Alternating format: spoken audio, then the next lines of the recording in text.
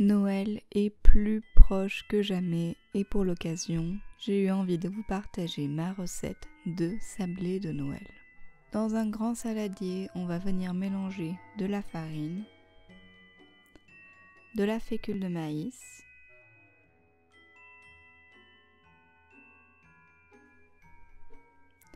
du sucre roux, puis des épices.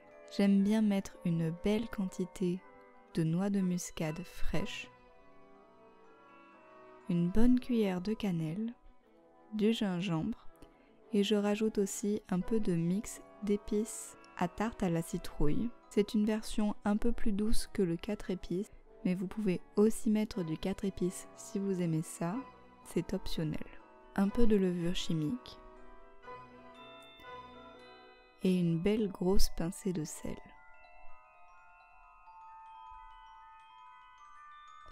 On mélange tout ça et on va venir y ajouter notre margarine. Si vous me suivez sur Instagram, vous savez à quel point je suis triste que Saint-Hubert ait changé la recette de leur Saint-Hubert bio, mais le goût ne se ressent pas en pâtisserie, donc je l'utilise quand même. Et on sable ensuite la pâte. On mélange le tout à la fourchette jusqu'à obtenir une texture sablonneuse.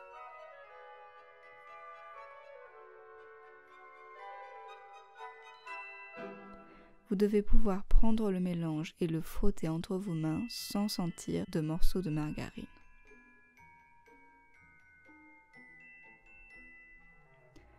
On va ajouter le lait végétal qui va lier le tout. Je l'ajoute cuillère par cuillère pour être sûr de ne pas en mettre trop.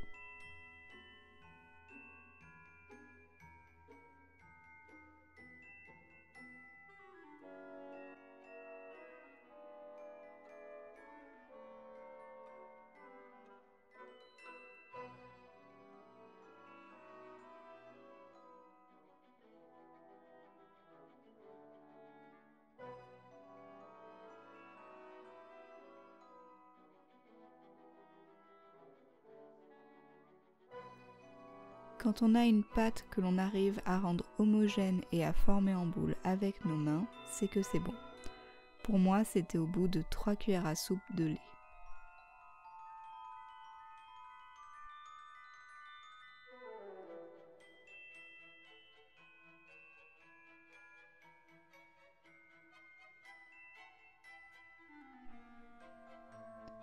On forme une boule et on va la laisser reposer au moins une demi-heure au froid ou jusqu'à ce que vous soyez prêt à former vos sablés. Pour les former, je farine généreusement mon plan de travail. Je ne prends qu'une moitié de la pâte pour pouvoir laisser reposer l'autre au frigo pendant que je fais ma première fournée.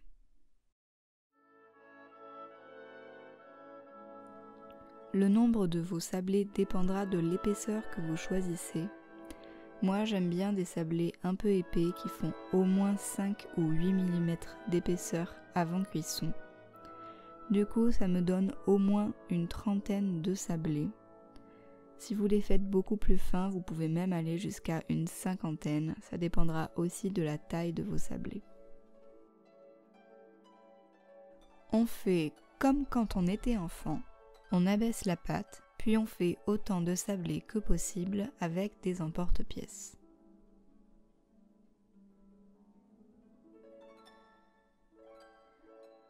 On enlève les chutes de pâte qu'on utilisera pour faire les autres cookies. Et on transfère nos sablés sur une plaque de cuisson.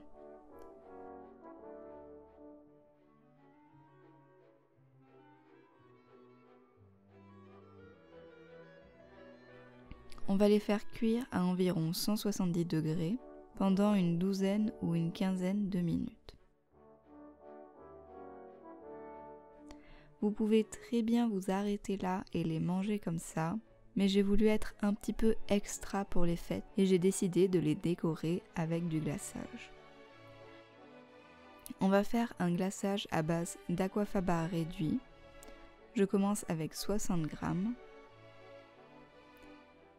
que je vais fouetter au robot avec quelques gouttes de vinaigre.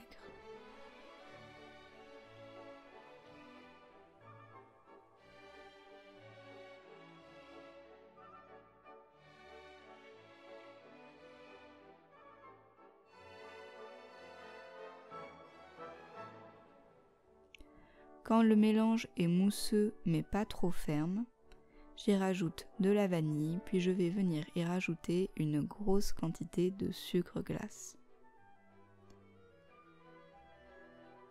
Ce glaçage, c'était un peu toute une aventure, c'est la première fois de ma vie que j'en faisais. Du coup, je vous promets pas le résultat parce que moi j'ai eu un petit peu de mal à la fin. Toutes les recettes que j'ai regardées étaient un peu les mêmes. Je pense qu'en vrai, j'ai mis beaucoup trop de sucre glace, même si c'est ce que j'ai vu suggérer sur internet.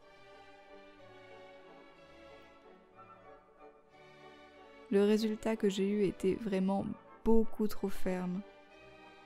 J'ai dû ajouter pas mal d'aquafaba et à la fin j'ai même dû rajouter une grosse quantité d'eau. Et je pense que j'aurais même dû en rajouter un petit peu plus. Ça fonctionnait pour décorer les cookies, donc je vous laisserai quand même la recette en lien dans la barre d'infos, mais je préfère vous prévenir. Pour ma décoration, j'ai décidé de n'acheter que du colorant rouge et faire des variations. J'ai fait une partie du glaçage très rouge, une partie un petit peu rose et j'ai laissé le reste blanc. C'était vraiment la première fois de ma vie que je décorais des sablés. C'était très long mais je pense que ce serait vraiment une super activité pour des enfants. Il suffit de mettre le glaçage dans des poches à douille, de faire un petit trou au bout et de laisser parler sa créativité. Honnêtement, j'ai fait un petit peu n'importe quoi, mais à la fin ça donnait quand même super joli. J'espère vraiment que vous essayerez et que vous vous amuserez à les faire. En tout cas, moi je me suis beaucoup amusée et je me suis aussi beaucoup amusée à faire toutes ces vidéos de Noël rien que pour vous. Je suis super contente de voir qu'on est de plus en plus nombreux sur la chaîne. Ça me fait vraiment super plaisir et super chaud au cœur.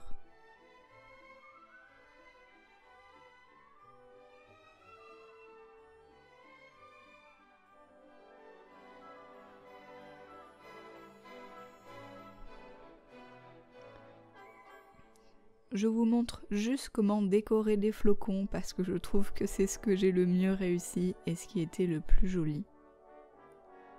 Ce glaçage-là, il faudra ensuite le laisser sécher au moins toute la nuit à l'air libre ou dans un four légèrement chaud, vraiment légèrement. J'ai fait des petites décorations sur certains sablés, mais vous n'avez pas besoin d'avoir la fibre artistique pour faire quelque chose de joli. Vous pouvez même utiliser des décorations comestibles pour faire de jolies décorations, en les recouvrant de glaçage et en les trempant dans des billes argentées par exemple, juste après. Retrouvez en tout cas toute la recette de ces sablés juste en bas dans la barre d'infos. Et si vous les faites, n'oubliez pas de m'envoyer une photo sur Instagram et de me laisser un petit commentaire. Cette vidéo, c'est ma dernière vidéo de ce mois de décembre. J'espère que toutes ces recettes vous ont inspiré et que vous allez passer de super fêtes, que vous fêtiez Noël ou non. En tout cas, nous, on se retrouve en janvier pour plein de nouveaux contenus qui ne sera pas que de la nourriture. J'espère que ça vous plaira et j'espère qu'on continuera à être de plus en plus nombreux. En vous souhaitant une très belle fin d'année, je vous fais des très gros bisous et je vous dis à très bientôt.